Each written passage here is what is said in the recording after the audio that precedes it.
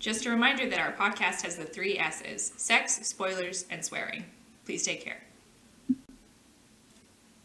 And we're back. What do we have today? Well, we have Eclipse by Meyer. Grace, do you have your excerpt? My excerpt? I assumed it was just, I'm hotter than you. Oh, well, yeah, that's true. I do love that part. I don't know where it is, though. That's okay. That's okay, it's just the one line anyway. Yeah. Would you like to say it? I love this mess for us. It's a really good look. Really just like proving that we don't cut out anything. It's like so Zero prep. natural. Zero prep. There's a fancy, like, when people do this in movies, they're heralded for it, but you do it in a podcast and it's like, come on. I mean, I really want to present an accurate representation of us, so. It's true. Good. We are also unhinged and unprepared most days, so. All of the time. Just all the time. Yeah, it's fine. Mm-hmm. Yeah, no. But we're ready for this journey. Mm-hmm. We have Starbucks. We do. We have cupcakes. We So have the many book. things. Yeah. Is there a special occasion for our cupcakes? They were on sale. Yeah, it's true. That is very special. Also, I will attack anyone who says grocery store cupcakes aren't great, so. They're phenomenal. Like those, like, sugar cookies that you get at the grocery store. I actually don't like them. I Sorry. like those. I was gonna say it. Oh But I my will say, though, that the Girl Cute. Scouts were in my building the other day, and man, they're ruthless. Oh yeah. They took me for everything I was worth, Oh yeah, it and happens. even a little more than that. Anyway, Yeah. Anyway, we are returning to Forks, Washington with Eclipse, which is book 3 of the Twilight Saga, the otherwise known as the series that spawned an entire obsession. Is that the right word? A movement. my Yeah, guy. like it's It's a better word. generation of like teen fiction and vampires and Yeah. 50 Shades. fiction. Yeah, Changed the face of romance. I was just telling someone about this. Like it was us, literally us. it was you, but also other people. Oh, okay. Ironic considering that objectively it contains very little romantic content. Although I am realizing that like that is actually all it is, though. What, romance? Yeah, like now that I'm Oh, doing like sure. an actual close reading of one of these books now. Yeah, fun fact: I've not been reading any of these books until now. You read the first one. I did. Not closely enough. Not with my whole brain. Now that school's done, I have whole brain. It's just like they're all That's bark, no true. bite. Like they talk about being in love all the time, but they don't really, like there's no physical content. Are you disappointed that they don't kiss more? But I don't, it's just weird to me because they're teenagers. Do you- So, Do you mean that they have to fuck because they're teenagers? no, it just goes Okay. against like hormonal biology. No. Shouldn't they be making out all the time? No. Okay. You gotta go to church more, buddy. Not every teenager can keep themselves together. I promise. If I walked into a church, I'm fairly certain that it would just instantaneously burn down, so. But like, does their relationship follow the kiss rule? What is the kiss rule? If your characters have to kiss to show that they're in Oh. love, are they really in love? I think it passes. I feel Yeah. like from what I've glimpsed, it's maybe not set up well, but I also don't find that a lot of romances are actually set up that well. Like it's usually just like, we are now experiencing the relationship. Look at how in love they are. And like, as much as Edward's version of being in love is like kind of sketchy, like I do believe that he's in love with her. Whether she's actually in love with him, I think is the more interesting question, which could be why it's not really like seen as a good romance, because like it's from her perspective. Yeah. But we just get him being like, here's all the things that I want to do for you, including being a protective freak. But also, I just like bought you a helmet, and I want to trust you because I like you. You seem like you know what you're doing. But yeah, it is a lot of other people saying, "Oh my gosh, you guys are so attached and so in love." Yeah. Yeah. So we can discuss more of the themes and stuff afterwards. Sure. So let's get into the plot. Mm. So we start off, Bella is not speaking to Jacob. New Moon ended with Jacob executing this flawless plan to keep Bella from seeing a recently returned Edward by telling her dad Charlie that they had been out riding motorcycles, which resulted in her being grounded. I mean, they see each other at school, and Edward climbs into her bedroom every night. So... Solid planning there. Not that Yeah. Jacob knows that he climbs into her bedroom. Oh god, at night. can you imagine how his little head would explode if he knew that little tidbit? Oh my gosh. Yeah. That would just... Ugh. He is Yep. also a protective freak, so. Yeah, he just... Which one? Both he of has them, the yeah. emotional intimacy of a toddler. I mean, he is 15. And He's it's like you 17 can really now. tell.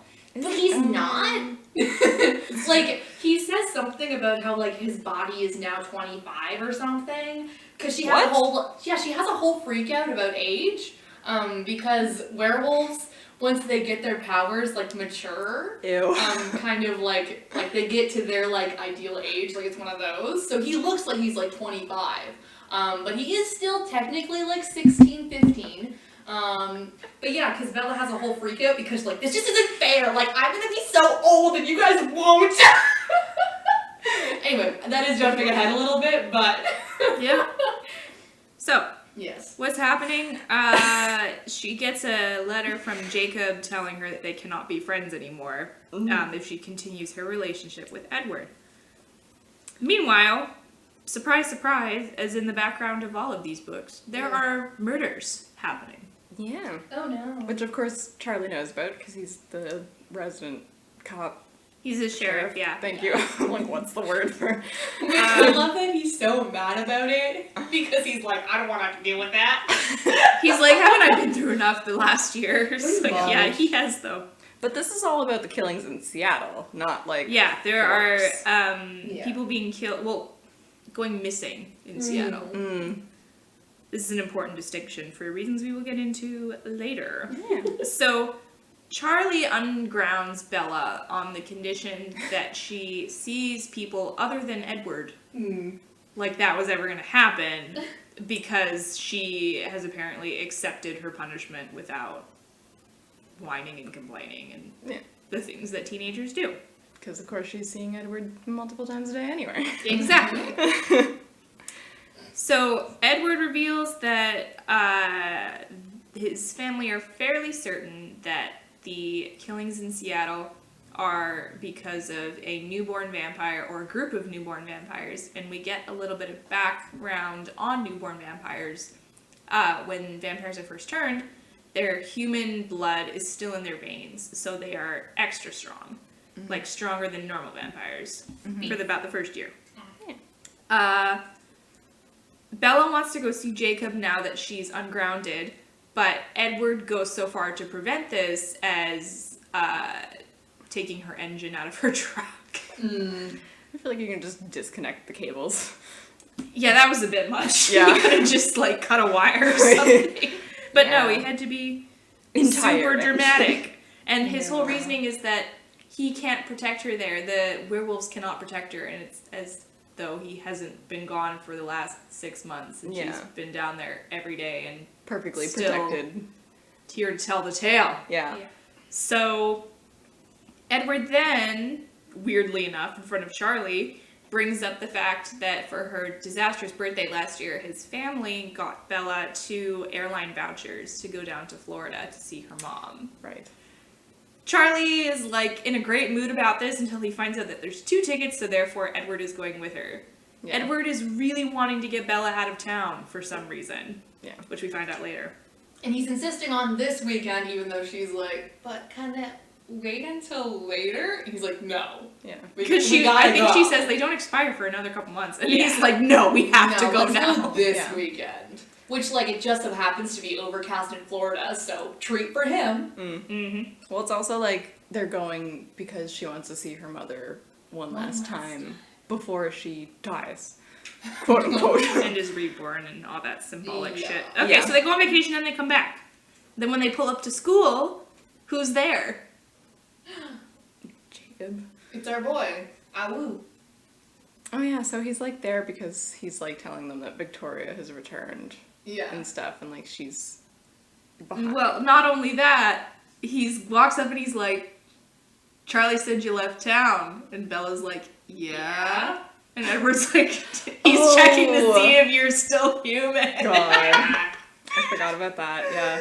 No, I was just like, in my mind, I'm like, have they connected the Victoria? Do they ever connect the Victorias as a part of the, like, Well, Edward knew. He just didn't, tell her. Yeah, Yeah. and Jacob is like, they have a little like pissing contest about it because Jacob's like, oh, he didn't tell you? And Bella's like, didn't tell me what? Because, they're all just the most dramatic, and like they're teenagers, so it's fine, but also they're all so dramatic. Of course, it's a romance novel. Yeah. Gotta up the ante. Yeah. So yeah. And Bella gets really pissed at Edward and says, okay, can you at least, like, if you're gonna act this way, I need you to at least keep me in the loop with, like, knowledge-wise. Mm-hmm. And he's like, okay, I guess. So then, Edward has to go hunting with his brothers. So what does he do? He buys Alice a Porsche. Tells Alice that if she keeps an eye on Bella while he's gone, she can have this Porsche. You're skipping a hunting trip. Because the first time they do a little hunting trip, she ends up going to visit Jacob because it's the same weekend that she's supposed to hang out with Angela. Because she did make one plan outside to whatever Charlie wanted her to do. So she hangs out with Jacob and like... Well, Jacob kidnaps her from school. They do like a little... That's a different one. That's later. No, it's the same one. No, it's different. No, it's not. Yes, it is, because it's after. I'm talking about the one before the second hunting trip. The kidnapping is after. Because, she is, like, supposed to be putting up flyers, and she's like, I have time to go to La Push. I'm going to go to La Push. And they're not going to know that I'm doing it because... It was a last-minute decision. It's a last-minute decision, and she can't see in La Push, she being Alice, so I can do whatever I want and no one's going to catch me. So she runs over and hangs out with Jacob for a little bit. They have a cute little bonding moment, and he talks a little bit about imprinting, because that's important for later. Oh, also, More okay, kids. this is where she tells him that Alice cannot see past him. No, that's over the phone. I think that this is where they, like, That's they over get the more... phone. No, they get more into it, though. Here. No. Yes, they do! No, you're mixing up hunting trips. First hunting trip, they just hang out, reconcile, blah, blah, blah, blah, blah. He talks about imprinting. Second hunting trip, which is the one where Edward has now paid off Alice, because the first one, Edward catches her when she's at Angela's house, and he's like, yeah, I cut the hunting trip short because I didn't know where you were. Where you were going to. Yeah. So for the second one with Alice, Bella ends up on the phone with Jacob because she's like, just because I can't go see him doesn't mean that I shouldn't be allowed to talk to him. And Alice is like, you know what, you're right. So they talk on the phone. And she's like, yeah, Alice can't see what the wolves do. And he's like, nice! He's a menace! Anyway, that's most of why I retained that part. I was like, you asshole. But then after that, after the phone call, she's like brooding in either Alice or Edward's room, and Rosalie comes in and is like, hey, can we chat apropos of nothing? And then she drops her tragic backstory, which like, she's an amazing woman. I love Rosalie with all my heart, but also, why are you info dumping right now? To what end? To what end? I think she says it's because she wanted to talk to her when Edward wasn't around. As she should. He's a freak. She's telling her life story because she's trying to convince her to not become a vampire. Yeah. Because It's not she gonna really work. wanted a child. So Bella must also really want a child. Don't you know? Not that she doesn't, but like... I mean, I will say this about Rosalie's... Well, first we should tell the backstory. So Rosalie Yeah. was turned into a vampire during the 20s/30s, around Unclear, that time. but yeah. So she was always really beautiful, and her parents wanted her to use her beauty to make a really good marriage. So she gets engaged to this guy named Royce King, who doesn't really seem to care about her that much, but puts on a good act, and she thinks that she's happy, so she's rolling with it. And she's planning a big white wedding. It's gonna be really good. She's gonna be a rich housewife for the rest of her life. And she's over at her friend's house, and Meyer makes the distinction that this friend, despite being lower income, is super happy with her loving husband and her child. And Rosalie's like, yeah, I want this too. I want a loving husband and a child. And as she's walking home, she sees Royce with his friends, and they're super, super drunk. And this is not shown, but it is heavily implied that Roy sexually assaults her in front of his friends pretty violently. I thought they implied that it was like all of them sexually assaulted her. Well, it fades to black, I think. So Yeah. I don't know. But either way, she's left there and she says that she's bleeding, and Carlisle smells the blood and comes to get her and comes to the conclusion that she's not going to survive. So he bites her and makes her into a vampire. I think that she has a right to feel the way she does because her choice was not, she didn't have a choice in the matter. Much as she might be happy now with Emmett, she didn't have a choice in the matter. And she says that for a while she was super depressed. She tried to overcome it by killing the men that had assaulted her without spilling a drop of blood, which she does so in a wedding dress, which is pretty badass to me. Like, that's a power move. That's what I'm saying. She's on some queen shit. Love Rosalie. Yeah, and her big regret is that she loves Emmett. She wishes that she could grow old with him and have children with him. Yeah. So her whole point is to Bella, you might think you want this now, but when you see the things that you will miss later on, you might not feel that way.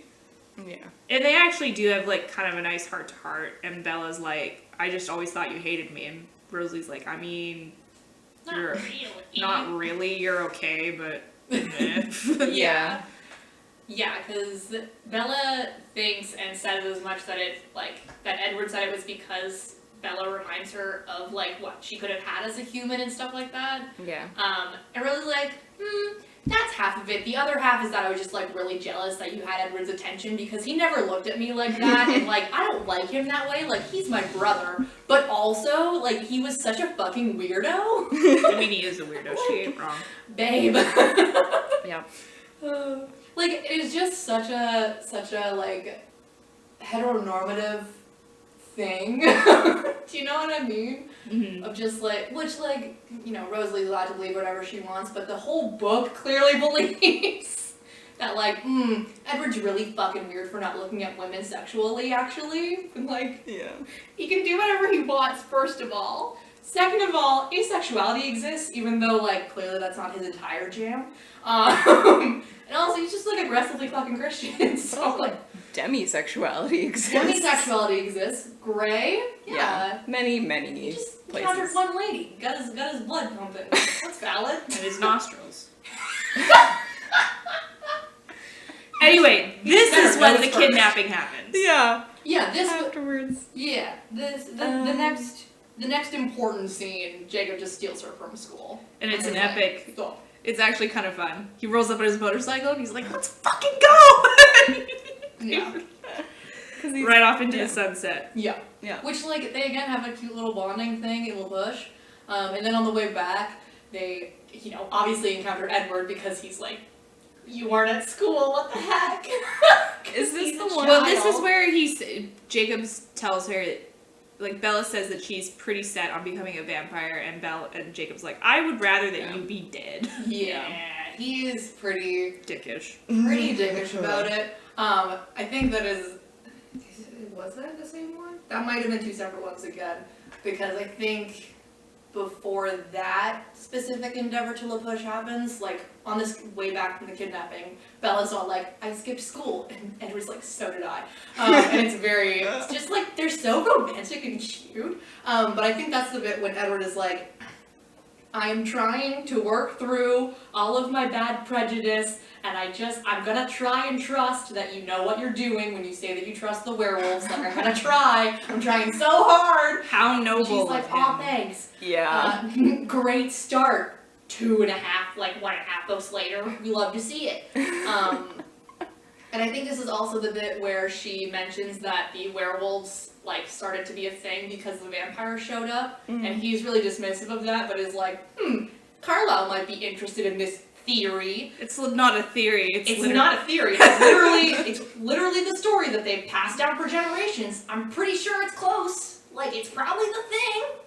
Like, do not presume that you understand the history of vampires, Edward. You just showed up. But yeah, so... Where there's smoke, there low-key might be a big old fire. Big old fire! It's right there! Big old fire. They're super cold, but it's a big old fire. But yeah, so they have that weekend, and then another weekend later, I think, is when he has like the proper flipping shit, because she's like, yeah, actually, in like a couple weeks, I'm gonna be a vampire, not like years. And he's like, what the fuck do you mean? Yeah. I wish you had died instead of done that. And then she like hops on her motorcycle in a huff, like, oh my gosh, you suck so fucking much. I want to backpedal a second. Oh. Because is this, okay, the time that he kidnaps her, like, Yes. properly, Yes. and that's the time that they talk about imprinting. Yeah. Is this the That's one the second time with yes. with Quill? Yes. And they, like, 'Cause establish... They talk about the quill imprinting, and then they talk about her turning into a vampire. Yeah, okay, but, like, what I mean is that they establish that Quill imprints on a 2-year-old. Oh, a 2-year-old. So I'm like, this is... Jacob tries to be like, it's not weird. Belle's Not like, it's pretty fucking weird. Okay. But she's a baby. Quill's not getting any older. He'll just have to be patient for a few decades. Ew. Okay. Disgusting. But my point is, Yes. we all know what happens in the next book. Yes. Does that mean that this is a regular occurrence for wolves, and this is why they're not so weirded out by it? Well, like, Jacob doesn't make it seem like them imprinting on children. Like, it doesn't make it seem like it's a regular thing, just that imprinting is not inherently romantic, so it's actually not gross. But, like, Yeah. it is. And also the description of, like, she'll be, or, like, the wolf will be whatever she needs. Yeah. I feel like that's her trying to say, yeah, it's not necessarily romantic. Because I think he states, Yes, like, if she but wants a it- big brother, that's what she'll get. Yeah, like, when she's older and needs a friend, he'll be the most understanding, trustworthy, and reliable thing anyone else she knows. But, like, Grooming. A, grooming, and B, when partners change their entire lifestyles for the person that they love, that's a little bit toxic and, like, kind of maybe gross. And, like, Yeah. I know that it's a supernatural thing, so it's, like, kind of justified within the narrative of, like, it's you know, mystic moon magic, like, Yeah. changing your brain and making you, like, better for this woman. That's a fucking death sentence. Like, a little bit, you know? Yeah. Like, you are now being mentally manipulated into loving this woman Yeah. who you otherwise wouldn't have. Which is, like, the whole thing with Sam and Emily and Leah. Yeah. Like, that's kind of their whole thing. But because that exploration is within a romantic context, it just feels so entirely, like, separate from these, like, situations where the werewolves have imprinted on children. Also, It's, like, Sam and super Emily weird. and Leah are all over the age of 18. Exactly! So, like, it feels very different. And the other person that we talked about imprinting is Jared. And he just imprinted on some, like, random girl in his class who's just, like, sat next to him forever. Which, like, that feels totally different again. Yeah, because he was... Well, they're also the same age, so there's Yes. a little bit more of a, she They're the can same consent age. properly. Yes, and they've known each other for at least 2 years because they've been sat next to each other in class for at Yeah. least 2 years, basically making it just a friends to lovers scenario, Which in is fine. theory, because she has had a crush on him forever. But does this mean that the imprinting thing only becomes a thing when your wolf is activated? Yes. I think so, yeah. It is. So for generations where there's been no vampires activating the wolves, Yeah. no one's imprinted on anyone. No. No. Alright. It is worth mentioning, I think. I mean, I should probably say this. I'm going to say it anyway while it's in my head. In all the other wolf/shifter literature that I've read, and any times that there's fated mates, they make it a point to say that it doesn't happen with someone until that someone is over 18. Yeah. But this is very, like, many instances of that not being true. Yeah, oh yeah, Yeah. for sure. Yeah. And I also feel like it's worth mentioning that, like, a lot of, because werewolves only kind of crop up when vampires are a thing, why the fuck are imprints part of their magic? Right? Like, what does that benefit to vampire Producing pets? more Like, werewolves. is it just producing? Because then it's immediately sexual! Like, Yeah! Yes, exactly. Yeah. Anyway, we that's should- perfect mates. Sorry, yeah. We You know, should like, save some of this discussion for Breaking Dawn when it becomes... Not that more it's not important to relevant. the main characters. Yeah. Yeah. And actually finish summarizing the plot. No, Yeah. that feeling. So Bella comes back from La Push one day to discover that a bunch of her clothes are missing from the laundry. Edward shows up as he does to, watch her sleep, and he's like, it smells fishy. literally. Someone's been here. Yeah. And she's like, is it Victoria? He's like, No. probably the Volturi. And we're like, oh shit, the Volturi's a thing again? We're gonna care about them real quick? Like, thanks for letting us know 150 pages in that we should care about them again. Oh, these books are too long. Yeah. So then Jacob arrives to pick up the unknown scent because when they're in their wolf form, the werewolves have a collective consciousness. So if Jacob takes in the scent, then they will all have The scent. the scent, essentially. Yeah. So the killing spree has apparently worsened in the Seattle, and the Cullens are now like, okay, it is obvious now that this is multiple newborns doing this, and for some reason we jump to the it's an army thing. Yeah. Don't know why. And Bella gets cold feet because graduation is like a week away. And Edward is all for this. He's like, yeah, you get cold feet. Yeah, freezing. Yeah. But she's not got cold feet about turning into a vampire. It's about marrying him because she's 18 years old and everyone's gonna think she's knocked up. Yeah, exactly. And side note, he acts like that's a weird thing. When she explains that to him, like, people are gonna think I'm pregnant. And he goes, well, that's weird. It's like, people would have for sure thought that if you pulled this shit in your day, bro. Yeah. Right? Like, yeah. Like, this shouldn't be that weird It's to like, you. You're from 1912, right? Yes. Yeah. Like, bro. They would have come to the same conclusion that said, don't act like you Yeah. have never thought of this before.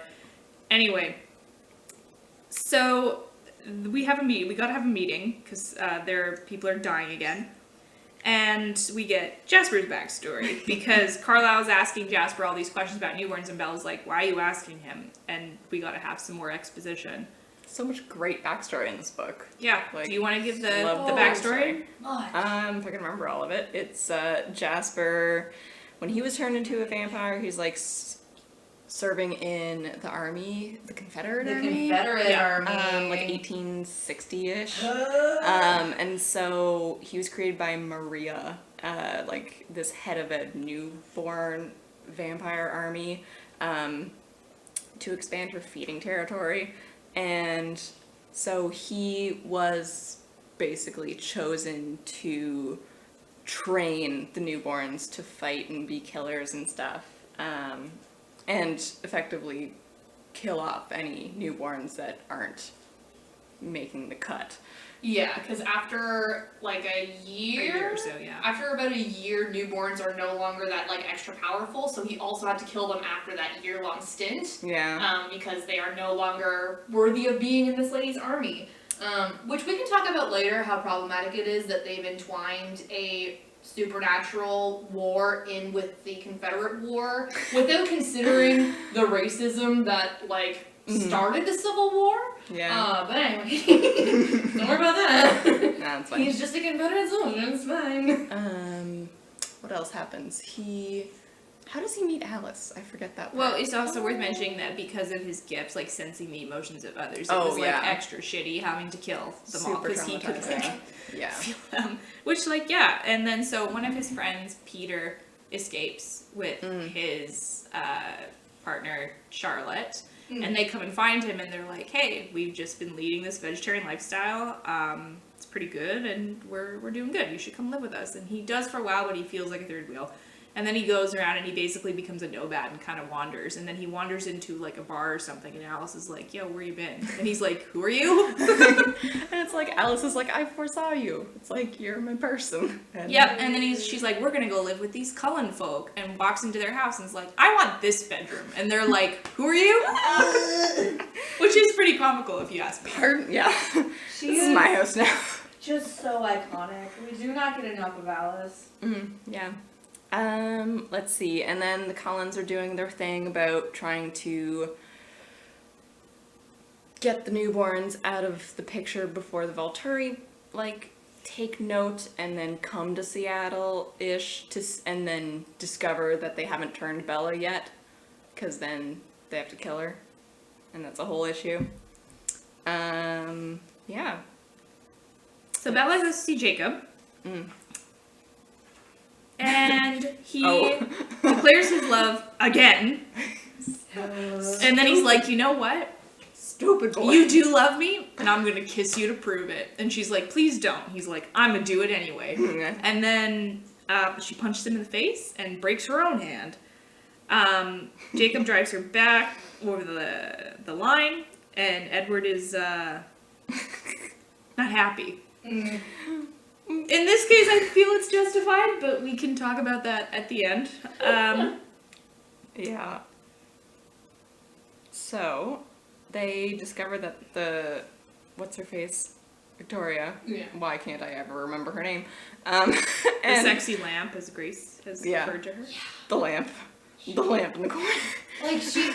She is technically doing things in this book, not that we get to see any of it, except for in like, oh yeah, this is a thing that happened. Yeah. But still, she is just an object the whole time. 0 on the Bechdel test. Yeah.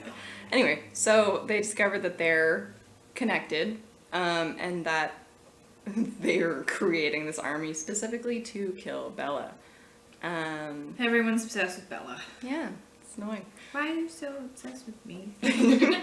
And then at Bella's graduation party, the werewolves show up because Alice invites them.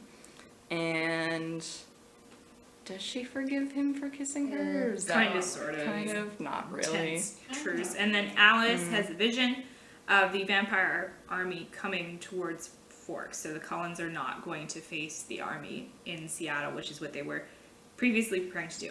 The werewolves overhear this and they're like, there's action, we want in on the action. And they agree to basically like a ceasefire / truce with the Cullens. Like, the enemy of my enemy is my friend. Yeah. Which, Type like, they had already been training together for a little bit. So they were, like, somewhat on the same page, but they now have even more incentive to, like, actually work together. Yeah.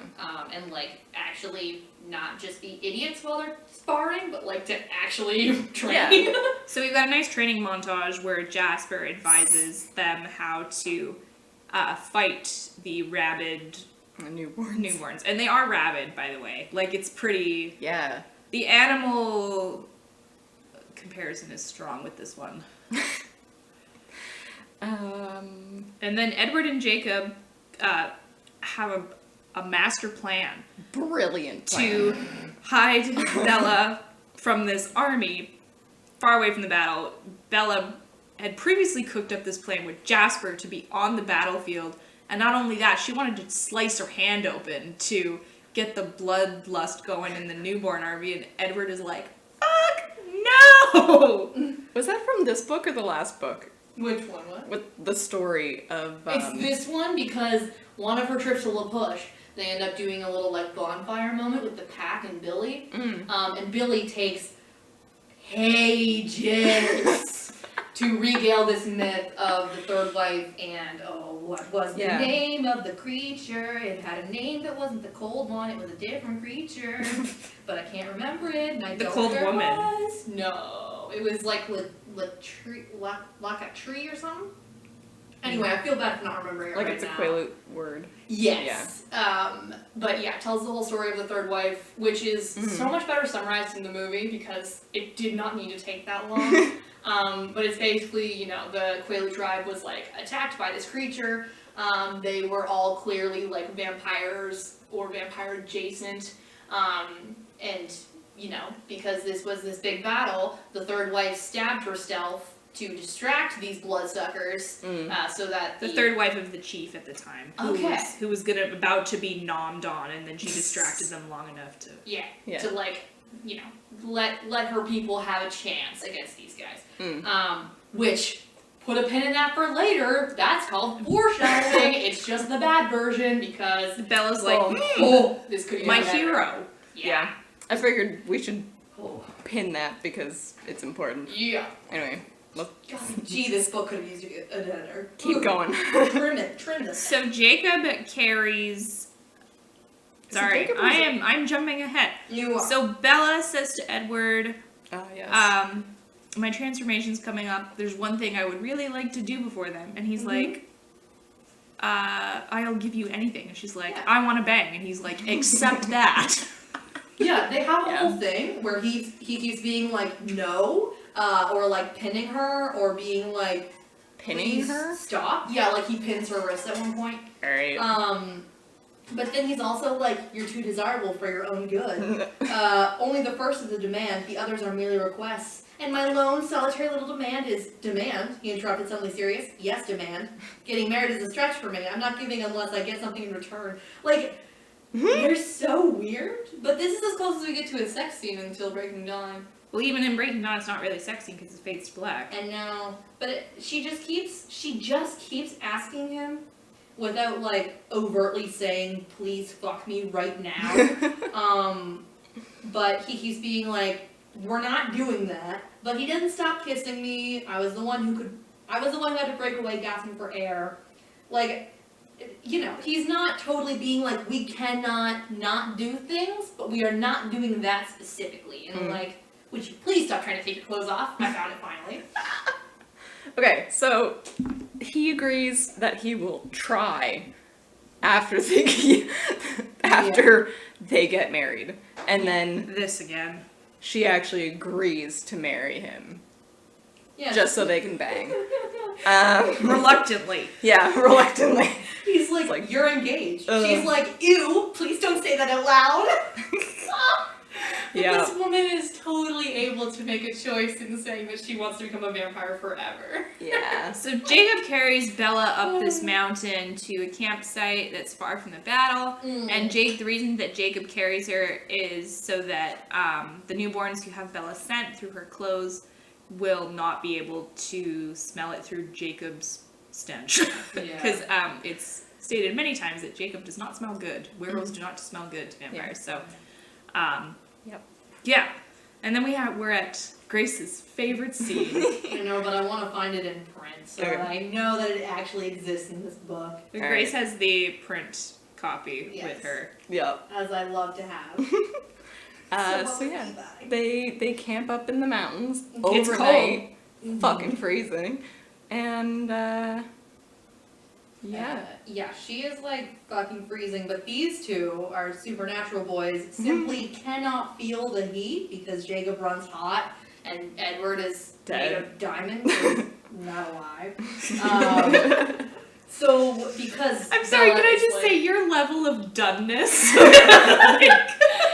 like I have just read and enjoyed so many other supernatural romances that like this is just so nothing. But it's also just like everything. I cannot express.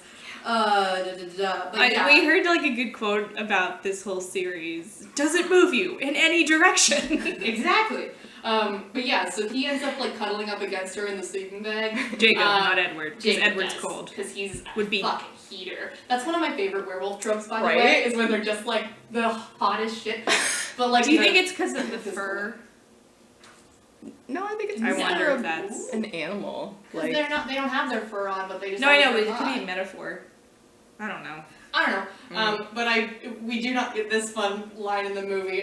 Your lips are still blue, he mused. Want me to warm those up for you too? You don't have to ask. Like, I feel like as He's much laid it Sir. on thick for Edward there. he Sir. really is. Edward sighed heavily. the last time you kissed her, she broke her hand. Yeah, I exactly. don't think. And Edward's like, I'm still winning. So, yeah. Yeah. It's just, is that Exactly. why he reveals that? Like, because I know in the movie it's like the weird thing about him being like, he knows Jacob's kind of like off to the side and mentions that they're engaged, and Jacob hears that's not it. till the next morning. Yeah, that's tomorrow. Jacob and Edward have, I don't know, are we going to call it a heart-to-heart? Come to an understanding, Yeah. sort of. Sort You of. have more patience than I do. I should. I've had 100 years to gain it. 100 years of waiting for her. Nah. See, like, he is head over heels obsessed with this woman. So I totally buy that Edward's in love with her. I feel like Jacob seems a lot more shallow. But Yeah, but he's still 16-year-old boy. He's a baby! And Edward doesn't originally want to talk to Jacob, and Jacob actually does make a good point here. He's like, okay, so you can dig around in my brain whenever you feel like it, but I'm not allowed to Yeah. hear what you think about things. And Edward's like, I mean, I guess. Mm-hmm. Yeah. Oh. And they like you said, they basically come to the understanding that it's just like, Edward would let Jacob have her If she if chose. she wanted him. Yeah. Yes. Just, And then it's the whole engagement fiasco. Yeah, so Edward discusses their engagement with Bella, knowing that Jacob is in earshot, so that Jacob will find out, because Bella hasn't told him. And Jacob reacts completely proportionate to the situation, says, I'm gonna go die in battle. And so When Seth shows up. Seth is there too. We like Seth. Is yeah, this when- Seth is trading out, because Jacob fucks off. So he's like, Seth, please go look after my darling dear. wait, but like she kisses him to convince him not to go off and die in battle. She basically gives him false hope that they could have a relationship. Don't worry about me, Bells. I'll be fine, just like I always am. Ugh. Yeah. That's more foreshadowing, fun fact. Put a pin in that right there. Because you're not. Don't worry, Peters. And then he gets my forehead. Sure. Want me to distract you? Blah, blah, blah. Wait, that's Edward, isn't it? All Oops. these he's getting thrown around. Yeah. that was Edward. Whoops. See, I See, I learned in grade 3 English that you can say he twice, and then you have to give the name again. This is incorrect. This is incorrect. Is there an actual rule? I feel like there isn't. The thing about writing fiction is that the only rules there are the ones you establish within your text. So, like, as long as you're consistent, it's fine. And when it's something like pronoun use, I feel like it is more a case of as long as you can still understand what this pronoun is referring to, who gives a shit? If there's Like, no you're other fine. he in the conversation, Yeah, it doesn't really exactly. matter. But there's anyway. It just jumps around so much that it is, like, hard to try and, like, re-skim this and, like, keep track of which he is which. So luckily, because Seth is there, Seth is in his wolf form after Jacob leaves. So Yeah. Edward simply reads Seth's mind, and then he's able to describe the battle for Bella. And I think this is where he says that, like, Edward kind of it's fascinating to him, this collective consciousness, because he's never experienced that before. Because by reading Seth's mind, he's also privy to the collective consciousness of the pack, and that he enjoys. It's like I think he compares it to like watching television or listening to the radio. Yeah. So, yeah, That's so creepy. that would be interesting though. I mean, it is creepy, but like It's also yeah, like such an interesting concept. Makes to be able sense. to hear, like, Yeah. reading minds is not, like, I mean, yeah, it's a concept that's been around for a bit, but, like, being able to read the collective mind is really cool. yeah. Yeah. So I kind of get where he's coming from with Yeah. that. And then who appears? Dun dun dun. Victoria and her companion, boyfriend, new mate, The fuck's Riley. his name? Right. Yeah. So Who we are only actually meeting just now.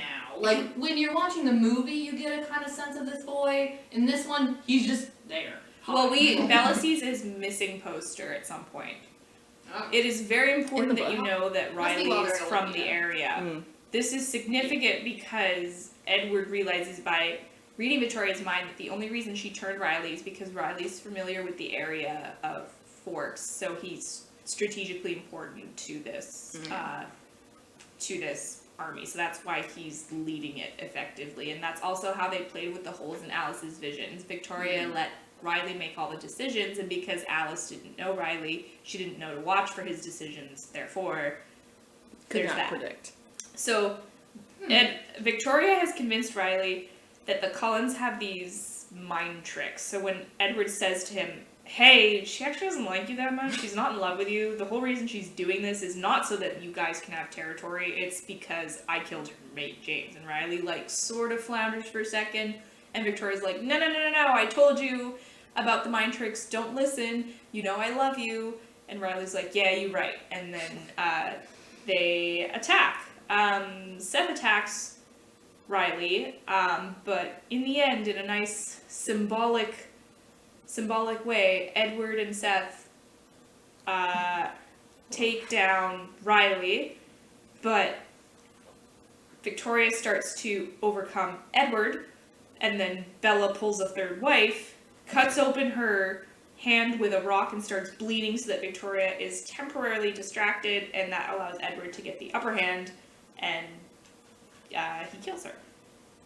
Yep. But the conflict is not yet over, because Edward realizes that Alice has seen that the Volturi are showing up just in time to miss the action. Yeah. So the Volturi get there and they're like, "Oh look, all of our work is done. You've done it all." Like, Sweet. and they're also like intrigued by the werewolf working together situation, which is kind of funny. Slash terrified by it. Yeah. Aren't the werewolves in Forks the only werewolves by this magic system? That we're aware of. I don't know. Wait, was their reaction like werewolves are weird, or it's weird that they were Let's working with see. werewolves? I haven't reached the part with the Volturi showing up. That's fine. Is Jasper alright? You must stand it. A dead voice murmured from the mist. Golly. Welcome, Jane. Cool. Oh, God. Suck, bitch.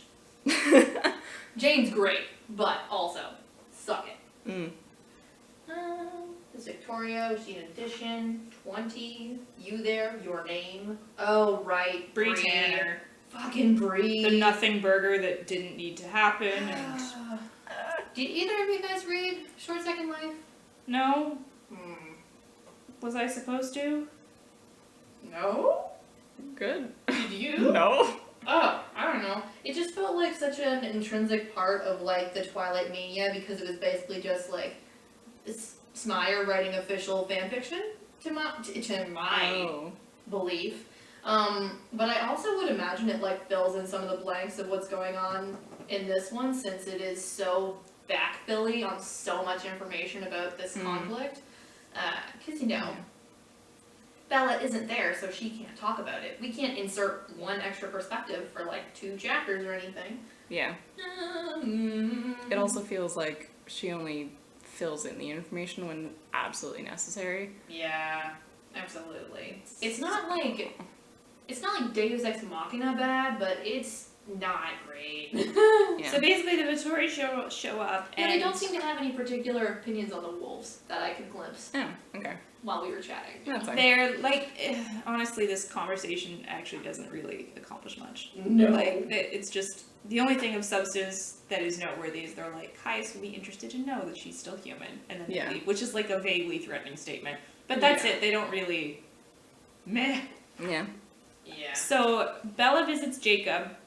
He was wounded in battle, and he says, "I'll let you go, but I'm always going to be waiting." How generous of you, Jacob.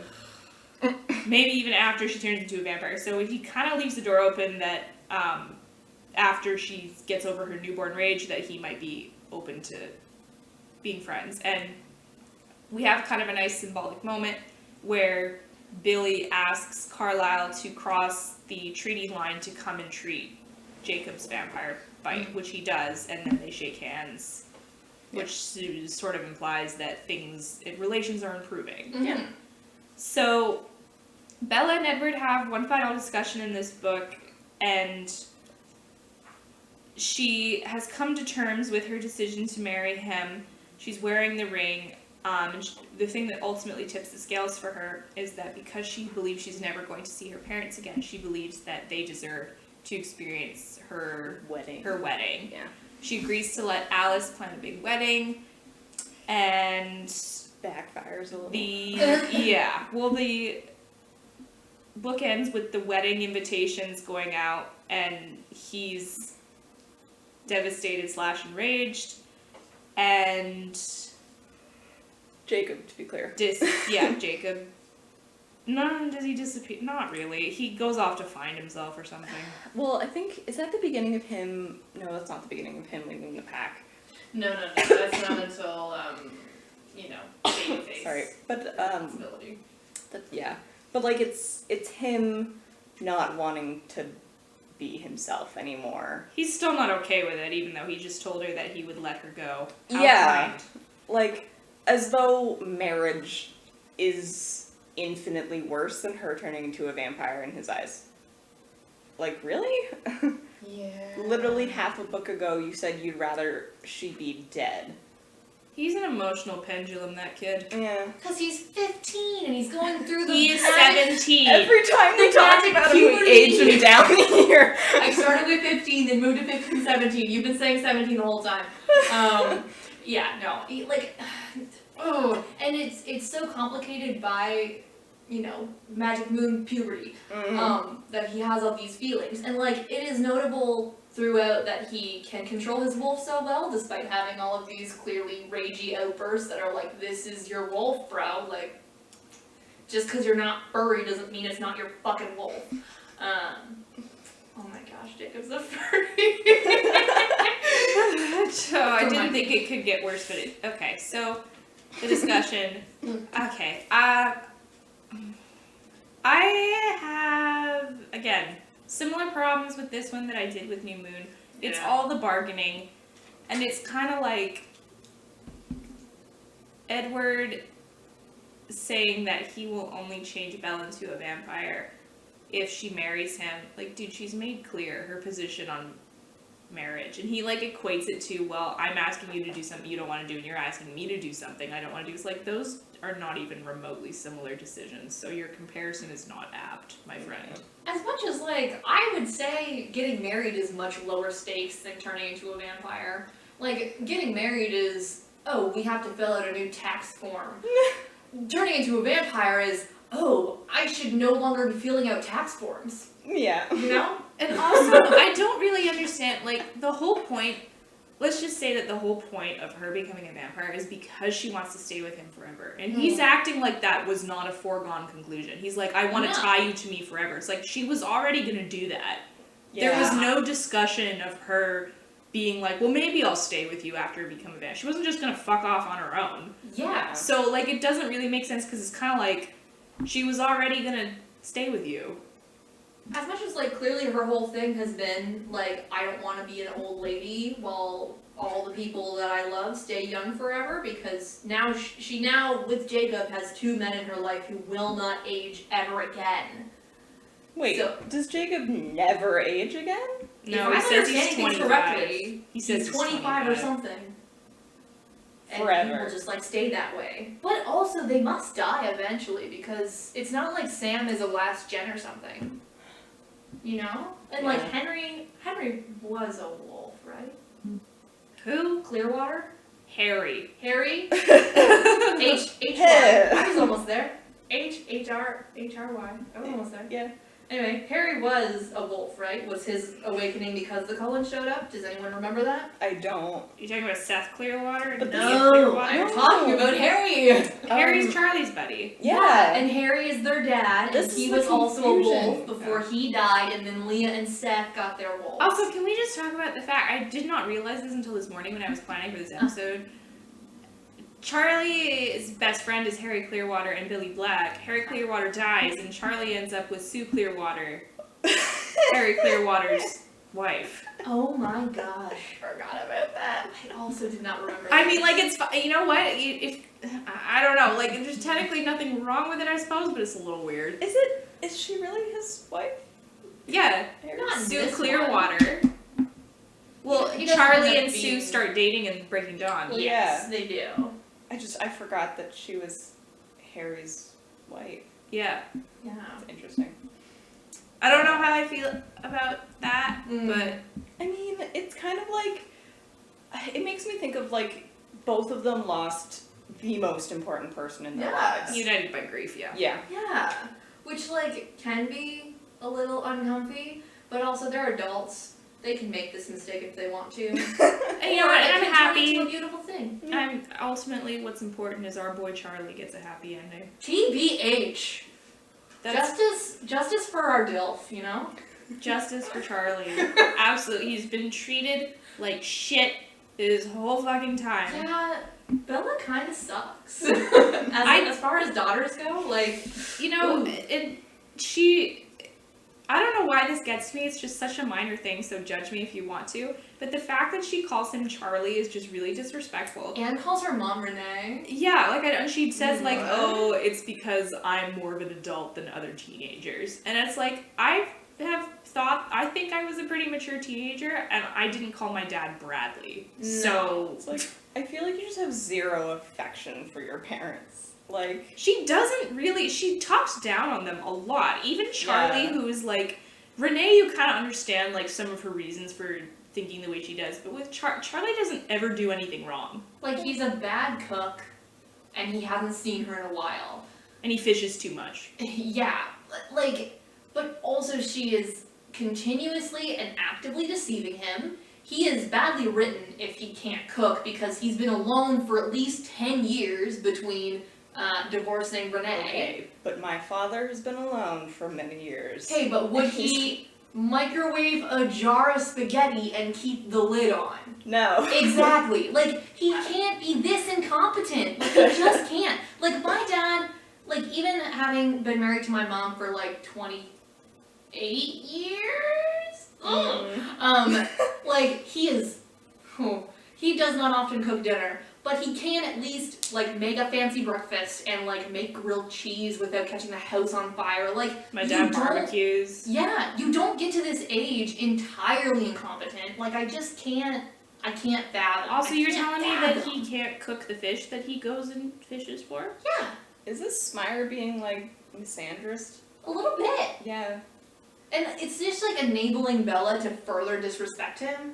And, like, I wouldn't say that it totally negates any sort of affection for her parents, but it is definitely, like, a different version of affection than you usually have for your parents. Like, she is trying to be an older sibling to her parents, and it's kind of gross. But it's very not like other girls that Bella's going for, you know? Of, like, Yeah. I'm so smart, I'm even smarter than my parents, and, like, my mom is such an airhead, and, like, my dad is so dumb, and he just can't know anything about my life, and, like, But, like, children of divorce, I mm, mean, she didn't exactly, as far as I remember and can tell, like, she didn't have a lot of the same experiences of being her parents' therapist, because, like, her mom just left. So, but that is definitely, like, a thing children of divorce go through, is having to parentify their parents. yeah. Or be parentified, the child be Yeah. parentified. So, like, that would make sense, where you're saying she's, like, being an older sibling to them. Mm. Where it's like she had to go through them being like petty ass children to each other. I hate it. I mean, also the other thing too is that I forgot what I was going to say. Oh, there we go. It would make more sense to me if Charlie didn't respect her or care about her, but he makes clear consistently that he loves her. And you know, when they Yes. discuss So college, he's much. like, yeah, I've been putting money away so that you can go to college. And then, Yeah. you know, it was awkward, but she gets so upset when he tries to have the talk about sexual health with her. And it's like, it's because he loves you, dude. Like, you've done nothing but treat him like shit. You don't deserve the nice know. treatment. He So- got you a car, you Right? shat all over it, and he got you registered for school. Like, he let you move in with him even though you hadn't seen him for a couple of years. Like, he's actually, like, as far as dads go, like, it seems pretty good. He trusts you, and the only reason that you're grounded is because you betrayed his trust. Like, Yeah. Yeah. Like, actions have consequences, and she's so mad at him for grounding her. And it's like, look at it from his perspective. Like, you don't show him any respect whatsoever. Yeah.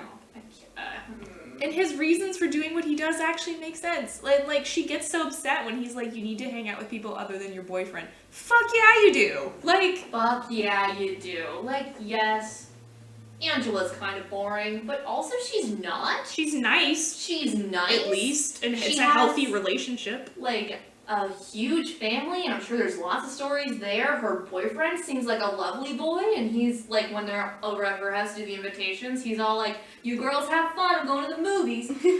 And then when Also, his Bella's- friend, he tries to be friends with Edward, which is Yes! cute. So cute.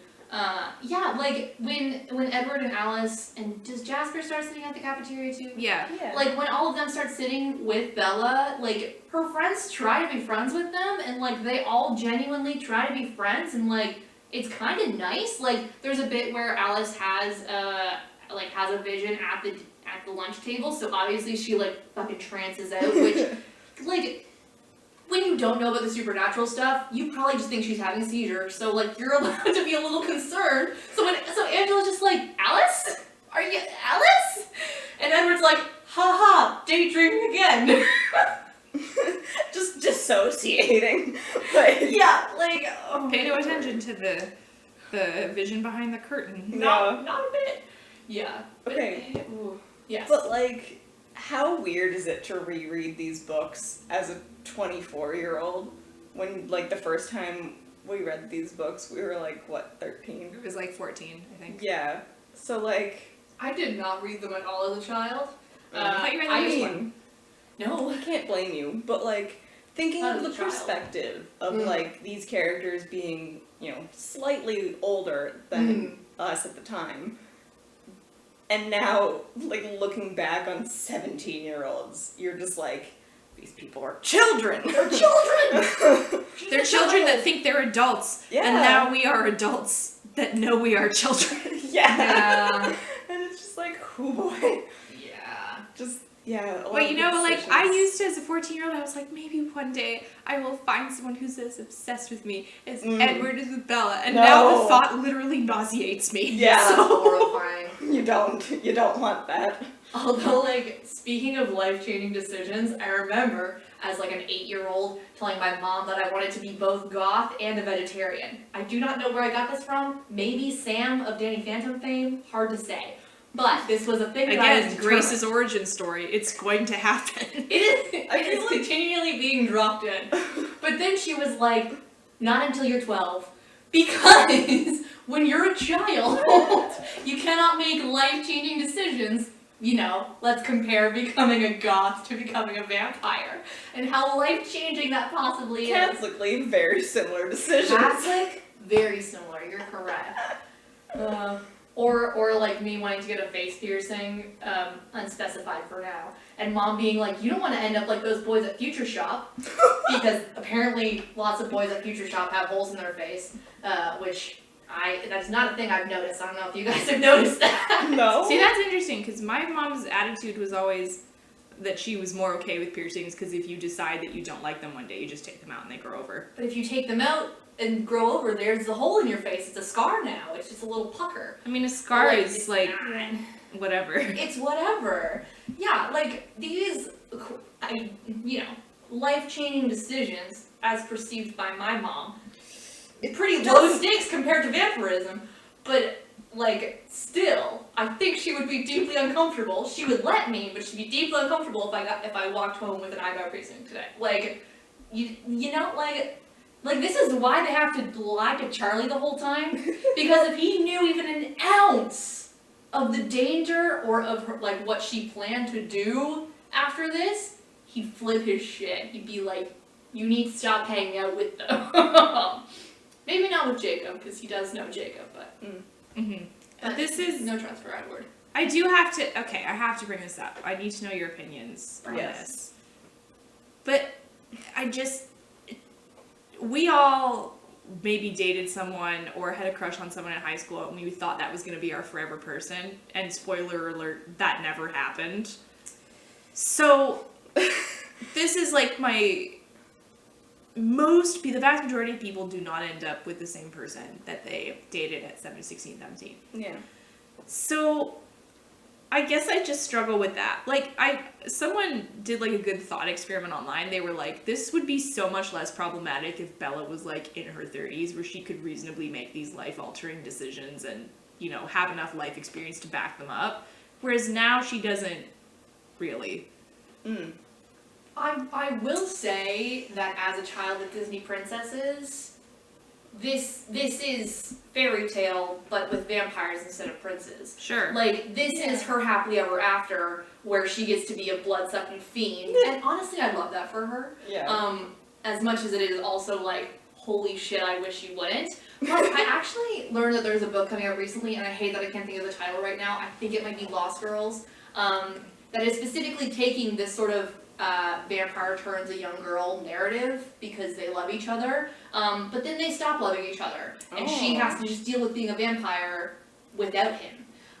Which, like, Fascinating. post Twilight, that's a great take. I want that take. Yeah. I also just really wanted Bella to, like, cool, I'm a vampire now, bye! But I know Like that Edward that's not... fears. Yeah, exactly. His worst nightmare. Yeah, let's make his nightmares come true. Like with Edward, I have a little more leeway because he's been kicking for 100 years, so he knows what he wants probably.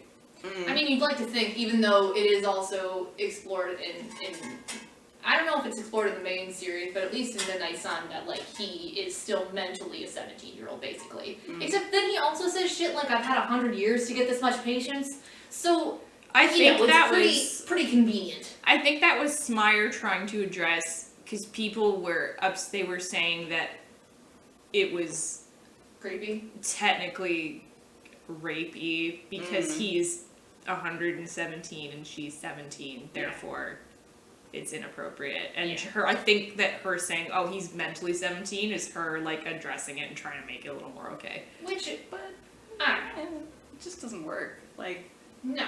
because he still has the, even if he's mentally 17, he still has that extra 100 years of experience of anything. Like, it doesn't matter.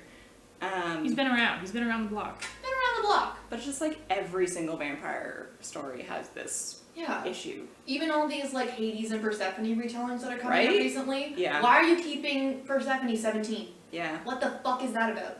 Why Yeah. wouldn't she also be 100,000-year-old god if you Like, are keeping them I gods? think in the mythology, like the She original is myth, she's a child. not a Well, she's not a a young child, woman. but she's Yeah. younger. Yeah, Because like, she's, child for gods, you know? well, yeah. Like, she's like technically Demeter's daughter. yes. So like, but Hades is like, He's been around for a while. Been around for a while. Yeah.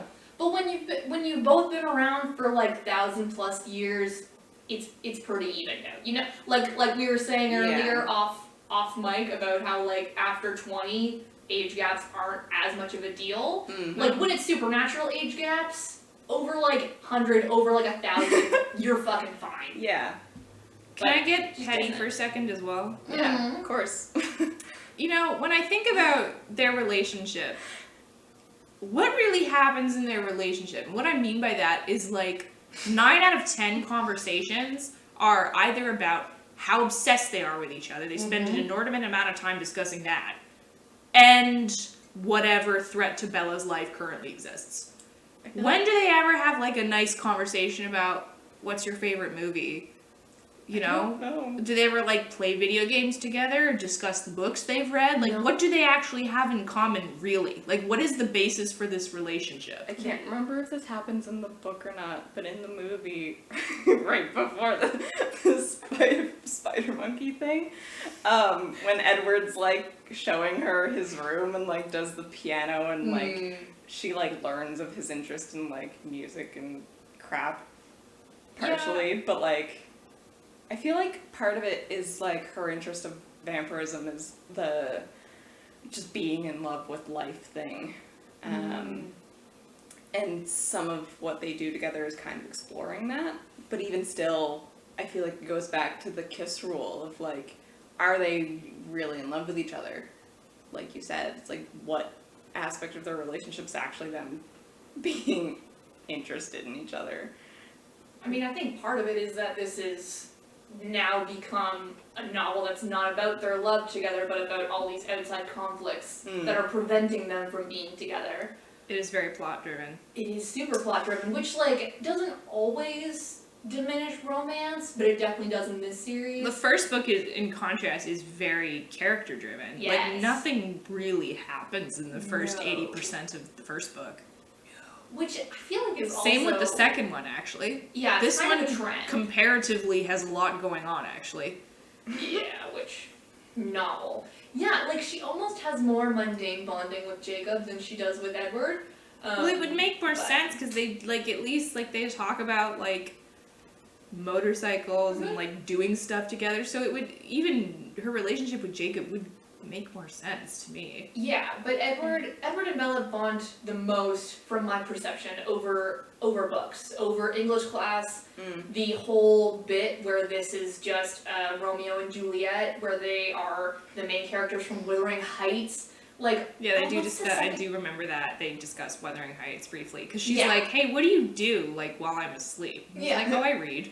Because, like, each book reflects a different classic Yeah. book. The first one, Romeo and Juliet. I do not remember what the second one is, though. No, second one is Romeo and Juliet because Second they're one's Romeo doing and it in English class. What's the first one, then? I forget. This one is Wuthering Heights, and the Yes. fourth one is Merchant of Venice. I do not remember what the first one is. I don't know if there's one for Midnight Sun. I would assume it's probably the first one. But speaking of Hades and Persephone, like there's a pomegranate with the pomegranate seeds on the cover of Midnight Sun. So that is a not so subtle nod to that. But also, who's who in that scenario? Because is Bella not the forbidden fruit for Edward in all of his weird temptation? Edward would probably say that he's Hades. He does offer her an apple in the first book, like they like to say happens in Eden. And representing Bella as the forbidden fruit is still on par for her being Persephone. Yeah. So There's just way too many metaphors in They're this. trying, like, she's trying so hard to make it seem like something deep and meaningful is happening here, but it is only deep and meaningful to teenagers. Do you know what though? I think the reasoning behind this being such a jump from the last two is because she said that she just wrote the last two for fun. Like she wasn't writing it for publication. Like Twilight wasn't published until after she had finished New Moon, and then she got a 4-book deal. So I think this is the first one where she was writing it because it was going to be published, which probably changes things when you're writing it. oh yeah. I wish it changed more. Again, this book really could have used an editor. Like, why, like, oh, the Volturi is relevant again. Oh, low key, yeah, this is definitely newborn shit happening in Seattle, not just a string of murders. Do you know what it reminded me of, actually? Mm-hmm. A little bit less prominent, but similar to Sarah J. Maas's, like, this thing is introduced at the exact moment that we needed. Definitely happens less here, but... Which I think is because Bella is such an ignorant character. Like, she is not let in on anything, literally anything, until everyone else around her decides that she needs to know about it. Like, everyone is so controlling of her life. No wonder she's so stubborn all the time, actually. Now that I'm saying this out loud. Like, yeah. She does have a reason to be in a bad mood a lot of the time. Yeah! It's the Percy Jackson effect. No. Everyone thinks she's stupid because no one tells her anything. Same with, like, fucking Harry Potter, man. Yeah. Listen, of the franchises currently in discussion, I will defend Percy Jackson. I will defend him to my love grave. Percy Jackson. If only because he is like peak reluctant hero by the end of it. Oh yeah. I have exams, leave me alone. Okay, but Not Bella though, she is, I have exams but I want to be a vampire instead. She literally Yeah. says, I'm not studying because it's not going to matter because I'm not going to college. No. I thought she was. She's fake applying to Oh, keep Charlie and Renee from being sus. But also she is clearly actually applying to places because in the opening-ish, Edward shows up and he's like, I have more applications for you. And she's like, oh my gosh, he keeps using his money to get me late applications. Obviously they have to pay these places off. This is so late in the season to apply. Yeah. So like, and she did actually get accepted to Alaska Southeast. She gets into Columbia. She's clearly not stupid. No, because she's the main character. She can't also be stupid. Again, that's Percy's job. Well, I think that probably the angle here is Edward's like, we can delay this by like another 4 years. Yeah, 100%. And then Charlie gets mad because he's like, where are you going? Hoping that it won't be. Edward's like, wherever Bella goes, and then Charlie's like, ugh. Yeah. So Yeah, he lists so many places that he got into, like Harvard and Yale and Dartmouth, and Charlie's like, wow, where are you thinking of going? University of Alaska. Oh my fuck, you idiot. Just lie to the man. Just lie to the man a little bit longer, you know? Like, You're lying about so many other things. You might as well just add another coin to the pile. Like, oh my gosh. Poor Charlie. Justice for Charlie is the moral of the story. Yeah, That's very true. oh my god. Oh god. If we're cycling back, I did not find my favorite line in this book, and now I'm worried that it's a movie only thing. No, it's definitely in there. Oh, I don't know. He says that if it's not in the tent scene, it's somewhere else. I just yeah. So It's so good. It's so funny. It's so stupid. I will end my comments by saying that Twilight Saga is fine for what it is. As long as no one tries to argue that it is the best thing ever written, I'm fine with just letting it be. Although Yeah. we did not talk about the Confederacy stuff. Do we have time or want to talk about the Confederacy stuff? I mean, I have to be perfectly honest Oh. with you, and you're welcome to disagree with me. I'm not sure it's that big of a... Like, unless we draw analogies and make metaphors out of it, like, it doesn't really get discussed beyond the moment where he says, I was a Confederate soldier, and then I turned into a vampire, and that's that. I'm not sure it's as big of a... like, But that's why I don't like it. oh, just because it's He unnecessary? didn't need to be a Confederate soldier, so by saying, I was a Confederate soldier, fighting for the Confederacy, like, all that jazz, has a lot of implications for Jasper as a character, and by Bella having nothing to say about it, she is being complicit in whatever implications those are. And it's just not addressed ever again, and I hate it so much, he did not have to be a Confederate soldier. That's, Like, I will accept that, yes. but how many Confederate soldiers didn't want to be soldiers for the Confederacy? not him. He was the finest in the Texas cavalry. Oh. He does Like, say he was like the youngest general or He's something like that. proud of how good he was at being a Confederate soldier. He's Yeah. gross. That's upsetting. But also, I love Jasper. He was my favorite boy. And then this shit was pulled, and then I had the mental capacity to understand why that was actually a bad thing for him to be.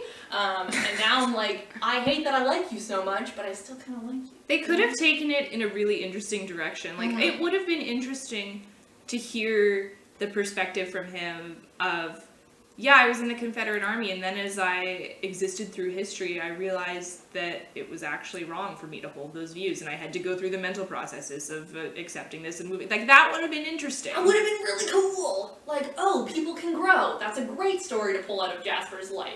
But no, that's not what we get out of Jasper's life. We just get a boring info dump. Here was my time. Bella's like, okay. And then we move on.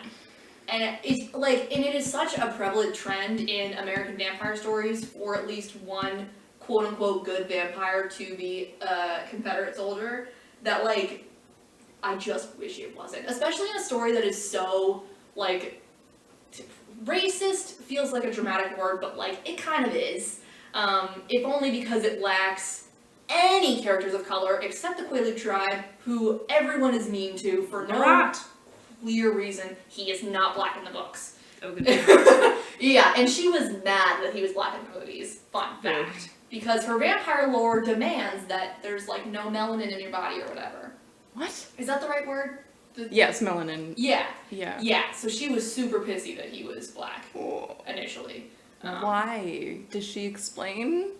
I'm I sorry. think so, but I do not know the further. I mean, if she was smart, Alright. she would keep her mouth shut and hope that people just forget about that. Right? Don't J.K. Rowling yourself. Don't J.K. Rowling yourself, which I feel like is why it's not super widely discussed about it anymore. Like, a lot more people talk about the treatment of the Quaalude tribe than they do about the one black vampire in the movies. But yeah, no, and like, I don't know if it's because of recent discussions of, like, equality and celebration of diversity and stuff, but, like, it is so obvious that this is a white person's story. Yeah. That, like, adding the little sprinkling that also one of our good vampires used to be a Confederate soldier is like,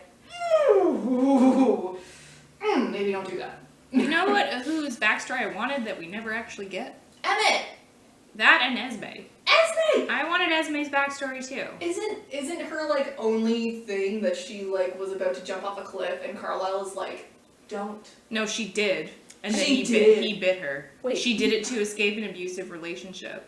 And is she just like a one-line black backstory? Yeah. Yeah. And I was like, but I wanted to hear more. I like her and Carlisle. They're actually probably my favorite couple in this whole series. They are pretty cute. I don't remember this because in the movie they explain They don't explain anything about her in the movie. No, the movies don't care about Esme, and it's kind of a shame. I thought in the movie they said that Carlisle found Edward and Esme, like, together, like, in the same, like, ward dying. No, he was a doctor. She came to the hospital after having jumped off the cliff. Oh, And then he bit her. okay. I just remember there being a cliff involved. Yeah, well, she. So it yeah. was just, like, skimmed. They were probably in the same hospital, dying, but for different reasons. Yeah, exactly. That's Cool. That's what it was.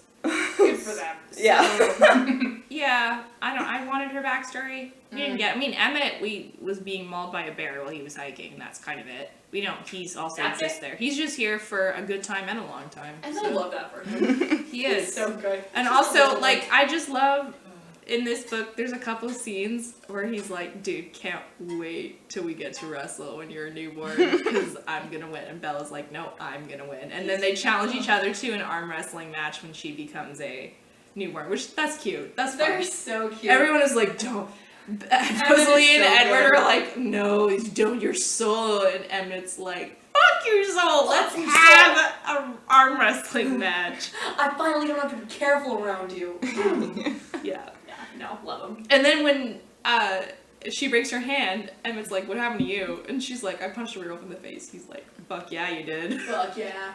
Fuck yeah, bud. Oh my god.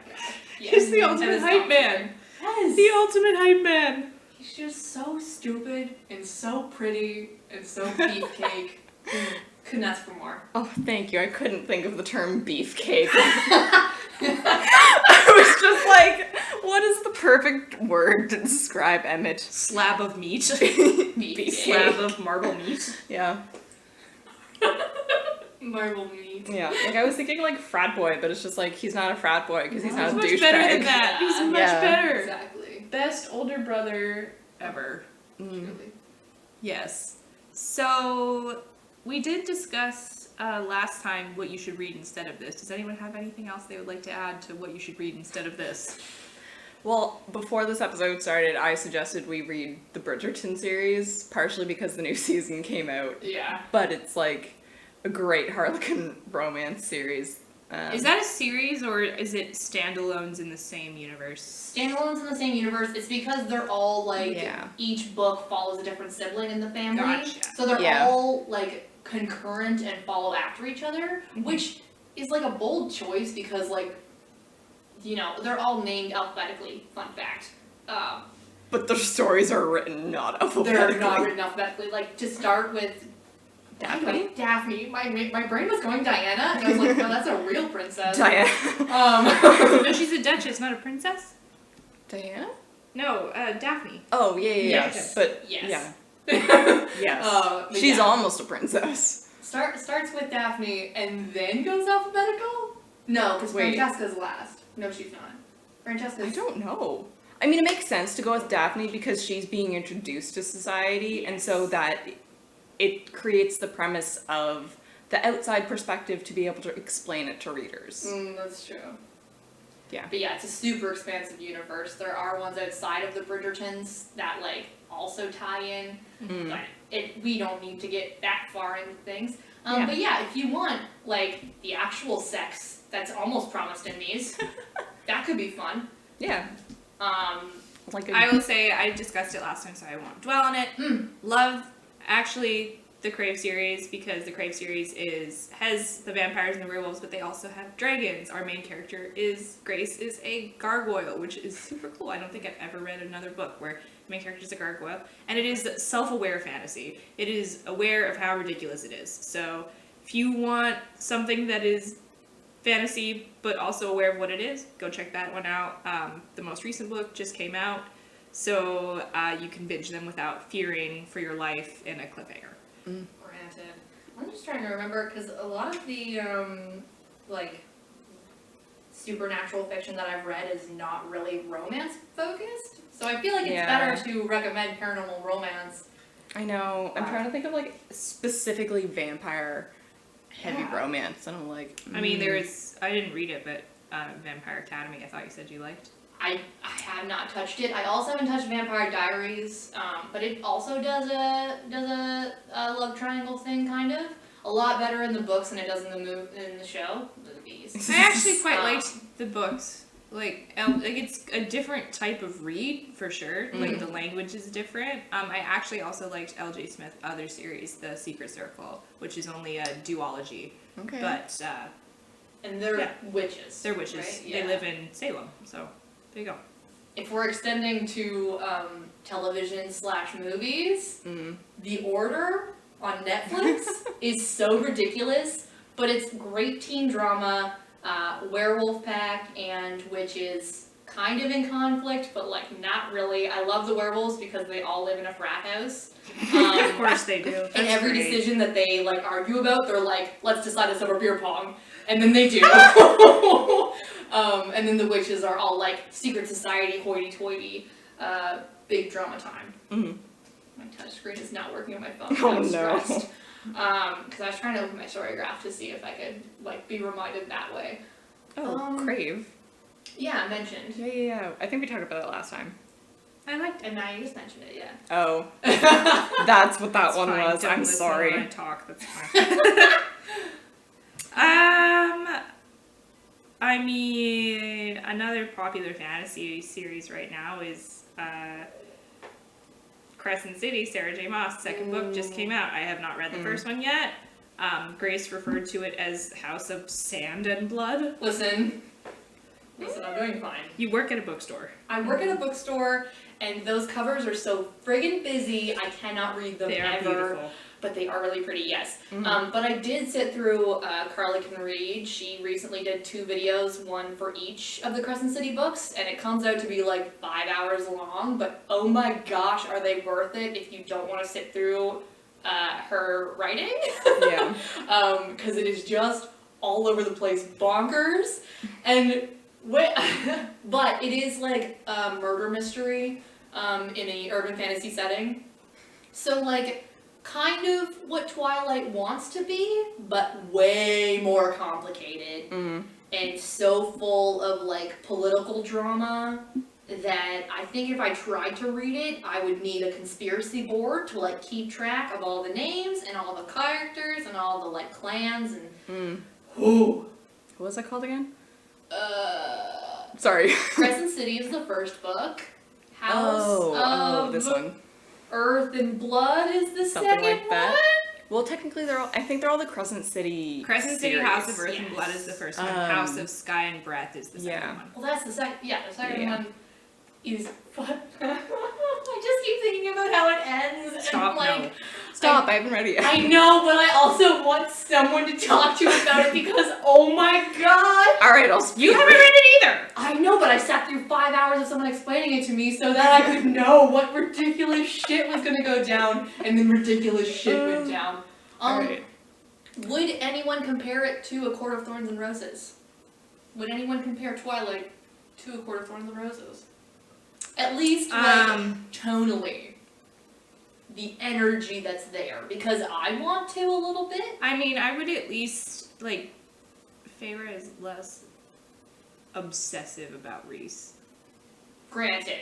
But Reese is not less obsessive than Edward. Except he keeps trying to be like, it's your choice, queen. And then not actually giving her real choices. But I can understand why you would think that, having only read the first book, because Farah in the first book, I couldn't stand her for a while because she's very, like, self-pity, and it's just, but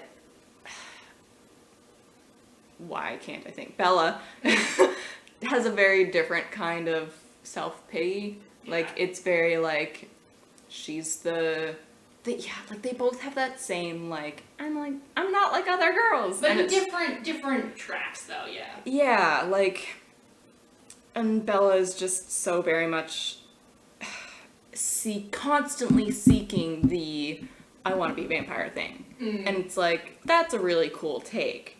But Yes. Farah, like, it kind of goes the opposite, because Farah initially is just seeking fucking peace. Like, just a moment to live her life, you know? And then after her trauma goes through, like, the, you know, that she gains the fight. Like, you know, and Bella kind of always has this goal in mind of, like, becoming a vampire. And, like, yeah, she kind of, like, goes through the fight and stuff, but also at the same time, she just doesn't improve, right? So, yes, but no. I understand. So, that's Eclipse. We will probably come back at you at some point with Breaking Dawn. We have yet to discuss whether or not that needs to be in 2 parts. I don't think it does because, as I've said, nothing happens. But the movies are in 2 parts, so we will see. We will likely spend an inordinate amount of time stressing the fact that a baby is fallen in love with. Yeah. Oh my god. We did not get to talk enough about the imprinting stuff this time, so yeah. Well, it is more of an issue in the next book, and I knew that if we started, we wouldn't be able to stop. Oh, no. Yeah. It is It's very true. So, that's it for this episode. Please like, please subscribe, and please share our podcast on Apple Podcasts. I'm also working on getting a YouTube channel set up, but iMovie's giving me lots of trouble, so I may end up rage quitting and figuring it out some other way for our friends that do not have Apple Podcasts. So we hope you enjoyed this episode. We will see you next time. Bye. Bye. Bye!